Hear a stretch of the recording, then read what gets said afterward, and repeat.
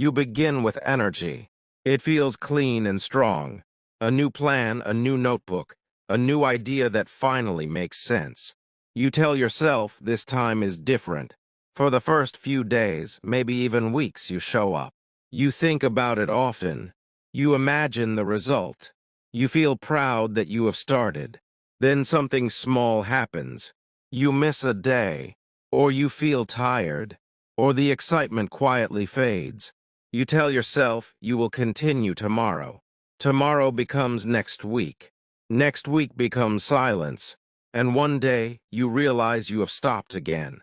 Not because you wanted to stop. Not because you don't care. But because something inside you slowly pulled away. If this feels familiar, this story is for you. Not to judge you. Not to push you. But to explain something most people never clearly understand. Daniel was someone who always started strong. He did not see himself as lazy. He worked hard when needed. He showed up for other people.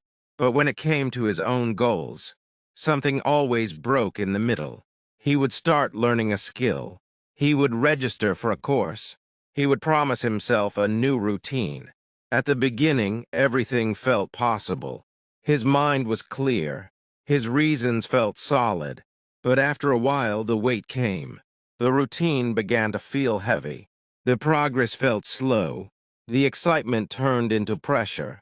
And then quietly he stopped. He didn't announce it. He didn't decide it clearly. He just drifted away. Later, guilt would arrive. Not loud guilt. Quiet guilt. The kind that stays in the background and whispers, "You always do this." Daniel noticed a pattern, but he did not understand it. Every unfinished thing felt like proof that something was wrong with him. He compared himself to people who finished projects, built careers, stayed consistent. He told himself they are disciplined. I am not. But that explanation never fully fit, because when something truly urgent appeared, he could focus. When someone depended on him, he showed up. So why did his personal goals always collapse? He tried fixing it with motivation. He watched videos. He wrote strong promises to himself. He planned stricter schedules. Each time the same result. A strong beginning. A slow drain. A quiet ending. And each ending made the next beginning heavier. What Daniel did not realize was that every new start carried the weight of all previous failures. He was not starting fresh. He was starting with fear. Fear of reaching the middle again. Fear of losing energy again. Fear of confirming the story he already believed about himself. At first, the excitement covered this fear. But excitement is short-lived. Fear is patient. When progress slowed, the fear woke up. What if I can't finish again? What if this proves I'm unreliable? What if I'm wasting my time? These thoughts did not scream. They whispered, and whispers are harder to notice. Daniel also believed that starting meant committing to a perfect ending.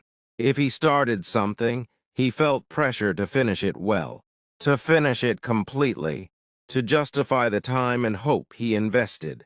So when progress became messy, imperfect or slow, he felt tension. The goal no longer felt like growth. It felt like judgment waiting at the finish line. Every day he did not perform well felt like failure. Every break felt like proof he was falling behind. Eventually, stopping felt easier than continuing badly. Not because he didn't care, but because caring too much was exhausting him. This exhaustion was not physical. It was emotional. Daniel was tired of hoping, tired of restarting, tired of convincing himself again. He was tired of the version of himself who always believed, then always disappointed. So when motivation faded, he did not fight it. He let go. Letting go felt like relief at first. Then came regret. Then came silence. And the cycle waited for the next idea. The shift did not happen during a big failure. It happened during a quiet evening. Daniel was sitting alone, not doing much. He thought about another goal he had recently abandoned. Instead of criticizing himself, something different happened. He asked a simple question. What was I really feeling when I stopped? Not what excuse he gave, not what reason sounded logical, but what emotion was present. He realized the answer was not boredom. It was fear mixed with pressure. Fear of not being good enough. Pressure to prove something. He saw that stopping was not weakness. It was protection. His mind was trying to protect him from disappointment, shame, and emotional overload. This changed everything. Daniel stopped seeing himself as someone who lacked discipline. He saw himself as someone who had been carrying invisible emotional weight. He noticed that he never quit when expectations were low. He quit when expectations became heavy. He quit when the goal stopped feeling like exploration and started feeling like a test of his worth. This realization did not give him motivation. It gave him relief, and relief created space. Daniel did not restart everything. He did not create a perfect plan. He chose one small thing. Not a big goal, not a life-changing project, just one action with no pressure attached. He told himself, this does not need to prove anything. It does not need to be impressive. It just needs to exist. On days he felt resistance, he did not force himself. He asked what the resistance was protecting him from. Sometimes the answer was tiredness, sometimes fear, sometimes nothing at all. He learned to continue gently, not aggressively. For the first time, finishing was not the main focus. Staying emotionally safe was. When mistakes happened, he did not panic. When days were missed, he did not declare failure. He learned that consistency grows when progress does not feel threatening. Slow steps felt possible, imperfect effort felt acceptable, and slowly something unfamiliar happened. He reached the end of something, not with fireworks, not with celebration, just a quiet realization: I didn't stop. This is the truth many people never hear. You do not stop because you are lazy. You stop because continuing feels emotionally unsafe. You stop because finishing has been tied to your self-worth. You stop because pressure replaces curiosity. You stop because your mind is trying to protect you from pain, not from success. Once you understand this, everything softens.